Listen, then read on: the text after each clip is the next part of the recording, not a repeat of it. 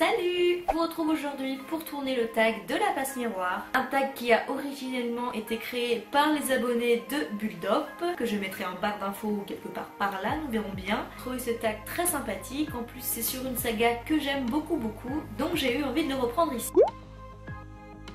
Première chose, ton personnage masculin préféré. J'ai pas besoin de réfléchir très longuement à cette question, c'est Archibald, clairement. Je le trouve vraiment intéressant parce qu'en fait il a vraiment cet aspect, ce comportement de dandy désabusé. C'est vraiment le gars qui est très conscient de vivre dans une société très hiérarchisée, dans un monde assez chaotique, dans un endroit où tout n'est que faux semblant et hypocrisie. Et il est conscient que lui-même il se comporte comme ça, que lui-même se comporte parfois mal, mais c'est un bon vivant, il aime les plaisirs de la vie, il en profite un petit peu et il assume. Enfin bref, c'est un personnage assez complexe mais que je trouve vraiment très plaisant parce qu'il a des côtés touchants, qu'il va se lier d'amitié avec Ophélie, il va décider de lui accorder son amitié comme ça sans raison précise parce qu'il l'aime bien et je trouvais ça plutôt choupi. Il est toujours là pour elle quand elle a besoin et mine de rien c'est plutôt un ami loyal quand il a décidé de vraiment vous accorder son amitié. Tantôt exaspérant, tantôt charmant, tantôt touchant. Enfin bref, c'est Archibald quoi. Quant au personnage féminin, alors là je vais avoir aucune originalité dans ma réponse mais moi c'est Ophélie clairement.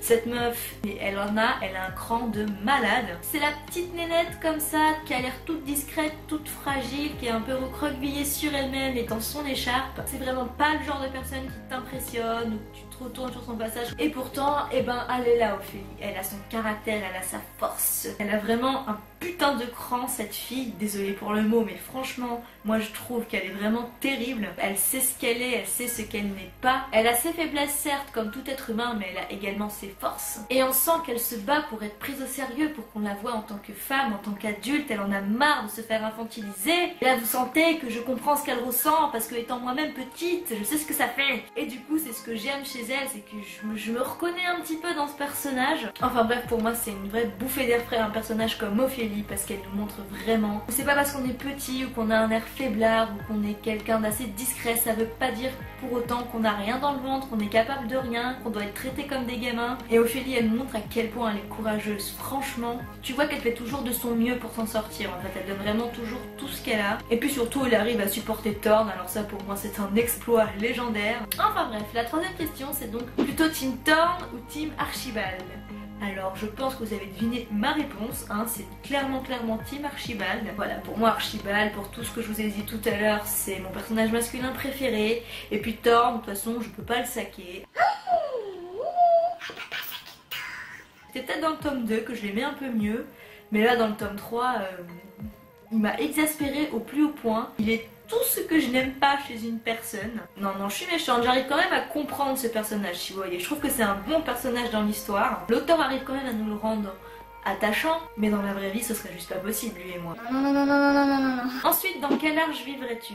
D'un côté, Anima me plaît parce que ça m'a l'air d'être plutôt calme, on va dire, comparé à d'autres arches. Et puis il y a toute cette connexion avec les objets et tout ça, je trouve ça vachement sympa. C'est vrai que donc c'est pas non plus une arche qui me botte de foufou, mais si je devais choisir, ce serait ça ou alors peut-être Sombre Terre. De 1, c'est un endroit mystérieux qu'on n'arrive pas à situer sur la carte, donc je trouve ça plutôt sympathique. Et ensuite apparemment il y a beaucoup de verdure là-bas.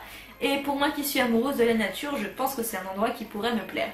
Mais comme on sait pas trop encore ce que c'est exactement comme endroit, je veux pas trop m'avancer là-dessus. Quelle couverture préfères-tu parmi les 3 tomes? Alors je vais pas être originale, quoique c'est pas une question qui demande beaucoup d'originalité, c'est juste une question de goût. Je pense que je vais répondre la première.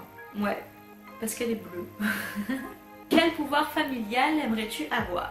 J'avoue qu'il y a une partie de moi qui est plutôt tentée par les griffes. Un pouvoir qui doit faire du bien de temps en temps, donner un bon coup de griffe là discrètement à quelqu'un qui le mérite bien, que ce soit quelqu'un que tu connaisses ou que tu connaisses pas et que tu as vu faire quelque chose de mal ou que tu ne cautionnes pas. Après c'est vrai que c'est un pouvoir qui demande quand même un certain contrôle de soi et qu'il faudrait pas trop qu'il soit remis entre les mains de tout le monde. Mais après je réponds ça, mais honnêtement c'est pas non plus le pouvoir qui m'attire. Il n'y a pas un pouvoir qui m'attire spécialement, peut-être passe miroir tout simplement, parce que t'imagines tu veux aller chez un pote, t'as juste traversé ton miroir et t'es arrivé. Quoique ça pourrait créer des situations très cocasses, de gros malentendus, des trucs très gênants également, et qu'il y a quand même des risques. Hein. Question existentielle, de quelle couleur imagines-tu l'écharpe d'Ophélie? Honnêtement, elle est censée être tricolore, mais moi je l'imagine bicolore. Je dirais un peu grisonnante, marronnée, avec un trait en bas, un trait qui serait plutôt noir ou... Voilà, je me suis inspirée de ça pour imaginer parce que je trouve ça parfait. Je sais pas si j'imagine aussi épaisse, en tout cas je l'imagine un peu plus longue que la mienne. De couleur plutôt grise, hein, pas rouge comme ça, et en bas avec une seule rayure par contre, donc de ce ton là également, et avec les petites épluchures en bas comme ça. Si tu devais être un personnage, qui serais-tu? Je sais pas si je vais répondre le personnage que j'aimerais être dans l'histoire ou celui à qui je pense le plus ressembler. Dans tous les cas, moi ce serait Ophélie. Alors je sais pas si au niveau du caractère, etc., personnalité, je lui ressemble tant que ça. J'ai des points communs avec elle certes, mais j'irais pas jusqu'à dire qu'elle et moi on est très semblables l'une l'autre. Mais quitte à choisir, quand même, ce serait le personnage que je choisirais. Même s'il lui arrive de la merde et que franchement il lui arrive des aventures, c'est fatigant tout ce qu'elle vit quand même, Ophélie, hein. Enfin bon, mais je me dis que voilà, elle donne tout ce qu'elle a et c'est ce que j'aime chez elle. Après c'est vrai qu'elle sort avec Tante que je ne peux pas supporter, mais bon, je me dis que si j'étais Ophélie, je tomberais amoureuse de Tante, puisque voilà, hein. Des esprits de famille que l'on connaît, qui préfères-tu? Pour l'instant, on va dire que celui qui m'a paru le plus sympathique, c'est peut-être Artémis, mais bon, on l'a pas énormément vu plus que ça non plus. Après, franchement, c'est quand même Farouk, jusque-là, l'esprit de famille vraiment le plus marquant, le plus important, entre guillemets, c'est vraiment celui, en tout cas, qui m'a laissé une marque dans l'esprit. Puis c'est un personnage assez fascinant, il est à la fois attachant, mais il a ce petit côté émouvant. En plus c'est un esprit de famille, c'est le seul pour l'instant à se poser des questions vis-à-vis de son passé. Et il est aussi assez terrifiant, hein. Franchement il fait peur, hein, Farouk, hein. C'est un personnage assez mystérieux et insaisissable en soi. À quel esprit de famille t'identifies-tu le plus ?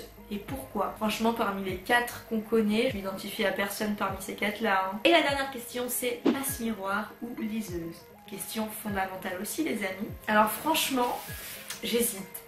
Parce que d'un côté, j'aime beaucoup le pouvoir de liseuse d'Ophélie, je trouve ça intéressant et je trouve que c'est une aventure aussi en quelque sorte de pouvoir toucher un objet et de remonter les souvenirs des gens qui ont touché cet objet, les propriétaires, les sentiments qu'ils ont eu à ces moments-là. Après, le contrepoids, c'est qu'il faut vraiment réussir à s'oublier totalement quand tu fais ce genre de choses et que tu ressens vraiment les émotions des personnages. Je pense, et même sûr, il faut vraiment avoir un certain cran ou alors réussir à vraiment dissocier les sentiments des propriétaires à tes propres sentiments. Du coup voilà, ouais, c'est un pouvoir que je trouve plutôt cool.